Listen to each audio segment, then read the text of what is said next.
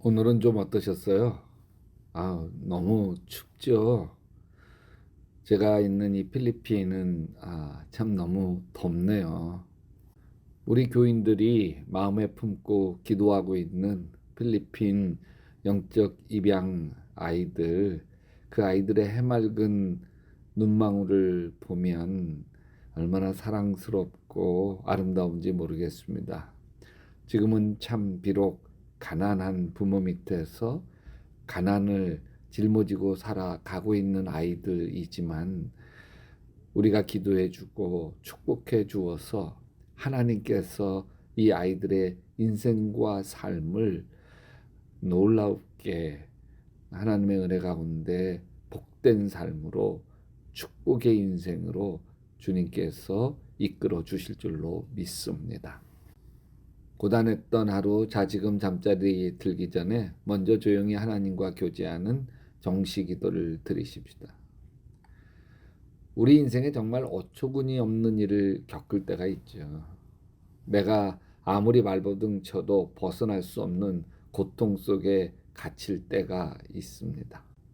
유화여대 4학년 곱고 아리따운 아가씨가 오빠와 함께 차를 타고 가다가 교통사고가 나고 차에 불이 붙어 끔찍한 화상을 입었습니다. 예전에는 지나가던 사람들이 예뻐서 가다가 뒤돌아보았는데 지금은 너무 당황스러운 화상당한 모습 때문에 힐끗힐끗 쳐다봅니다. 이미 일그러진 외모를 바꿀 길이 없네요. 사람들이 지나가다가 힐끗 쳐다보는 시선도 바꿀 수가 없습니다. 그런데 바꿀 수 있는 것이 있어요. 자신의 처지를 비관하는 태도는 바꿀 수 있잖아요. 다른 사람들이 불쌍하게 징그럽게 쳐다보는 눈길에 주눅드는 태도는 바꿀 수 있잖아요. 무엇으로 그런 태도를 바꿀 수 있을까요? 생각을 바꾸는 것을 통해서 가능합니다. 사도 바울은 환경이 아무리 열악해도 환경에 좌우되지 않아요. 바울의 생각이 하나님 중심으로 분명히 서 있기 때문입니다. 그래서 빌립보서 4장 11절에 내가 궁핍함으로 말하는 것이 아니라 어떠한 형편에든지 내가 자족하기를 배웠나니 내가 비천에 처할 줄도 알고 풍부에 처할 줄도 알아 모든 일에 배부르며 배고픔과 풍부와 궁핍에도 일체의 비결을 배웠노라 이야기합니다.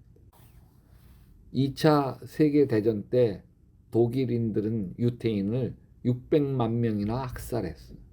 말이 쉬워서 600만 명이지 사람을 600만 명이나 죽인다는 건 생각처럼 쉬운 일이 아니죠. 가장 큰 문제 중에 하나는 저들을 죽여야만 하는 독일 군인들의 양심이었어요.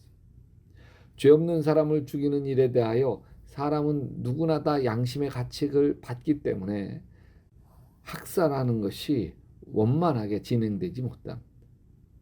독일인들은 이와 같은 양심의 문제를 해결하기 위해서 고도의 심리적인 악한 전술을 사용해요. 그것은 수용소에 화장실을 짓지 않는 거예요. 수만 명이 수용되어 있는 수용소의 화장실은 몇 개밖에 짓지 않고 화장실에 가는 시간도 하루에 몇 번으로 제한합니다. 하루의 일과가 끝난 후 숙소에 갇히게 되면 저들은 즉시 배변의 고통에 시달려야만 했습니다. 결국 저들은 숙소에서 배설을 할 수밖에 없었고 마치 돼지처럼 자신의 배설물에 더럽혀졌습니다. 독일인들이 이와 같은 일을 통해서 노린 것은 유태인들을 개, 돼지처럼 살게 만드는 거예요. 그러면 죽이는 것에 심리적인 가책이 적어지게 되죠. 오히려 우리가 죽여주는 게 저 유태인들에겐 자비로운 것일 수 있겠다. 이런 생각을 갖게 만들어주는 것이죠. 이런 포로 수용소에서 살아남는다는 것은 참 기적 중에 기적이죠. 살아남은 유태인의 증언입니다. 오후 4시가 되면 커피가 배급되었다. 말이 커피지 악취가 나는 따뜻한 물에 불과하다. 그럼에도 불구하고 따뜻한 물 한 컵이란 생명을 의미하는 것이었다. 살아남으려고 하는 사람들은 그 물을 반만 마시고 절반의 물로 세수를 하였다. 옷에 물을 적셔 먼저 이를 닦고 그 다음에 차례대로 온 몸을 닦아 나가곤 하였다. 수용소 사람들은 자기들을 향하여 총을 들고 서 있는 독일군들 향해서 반컵의 물을 들고 이를 닦았다. 얼굴과 온몸을 닦았다. 그것은 일종의 저항이었다.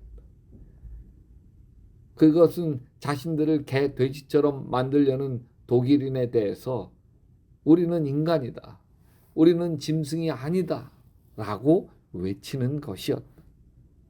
우리 유태인들은 매일 반컵의 물을 들고 씻을 것인가 아니면 마저 다 마실 것인가 고민해야만 했다. 그러나 나는 날마다 자신과 싸워 반컵의 물을 들고 독일인에 대하여 무언의 함성을 지르고 있었다. 절대로 너희들의 의도대로 죽지 않겠다. 어떻게 하든지 살아남아 이 잔혹한 현실의 증인이 되겠다. 그러나 만일 살아남지 못하고 죽는다 하여도 절대로 너희들 의도대로 짐승으로 죽어주지는 않겠다. 끝까지 인간으로 살다가 인간답게 인간으로 죽겠다. 사실 유태인들이 할 수 있는 것은 아무것도 없었어요. 죽음의 수용소에서 빠져나갈 수도 없고 개 돼지처럼 똥오줌 범벅이 된 막사에서 짐승처럼 살아야 하는 비극적인 환경도 어찌할 수 없었어요. 변화시킬 수 있는 환경은 아무것도 없죠. 다만 그들에게 가진 것은 생각뿐이었습니다. 포기하고 개 돼지처럼 살다가 개 돼지처럼 죽을 것인가 아니면 끝까지 인간으로 살다가 인간답게 인간으로 죽을 것인가. 자신을 다룰 수 있는 것은 자신의 생각뿐이었습니다. 결국 포기한 사람들은 견디지 못하고 죽어갔고 끝까지 인간으로 살다 인간답게 죽으려는 생각을 가진 사람들이 생존하여 유태인 수용소의 실태를 고발하고 학살했던 독일 전범들을 하나하나 색출하여 처단할 수 있었습니다.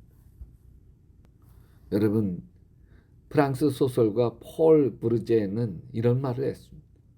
용기를 내어 그대가 생각하는 대로 살지 않으면 머지않아 그대는 사는 대로 생각하게 된다. 나는 내가 생각하는 대로 살아야 한다.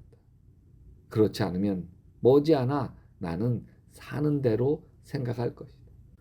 사랑해 주님, 내 생각을 바꾸어서 부정적인 생각, 안 된다는 생각, 원망하는 생각, 불평하는 생각을 바꾸어서 긍정적인 생각, 하나님이 나와 함께 하시지 다 잘 될 거야 믿음의 생각으로 바꾸어서 내 인생을 바꾸게 하시옵소서. 예수님의 이름으로 기도합니다. 여러분도 계속 기도하시다 예수님 품에서 예수님 꿈 꾸시기 바랍니다.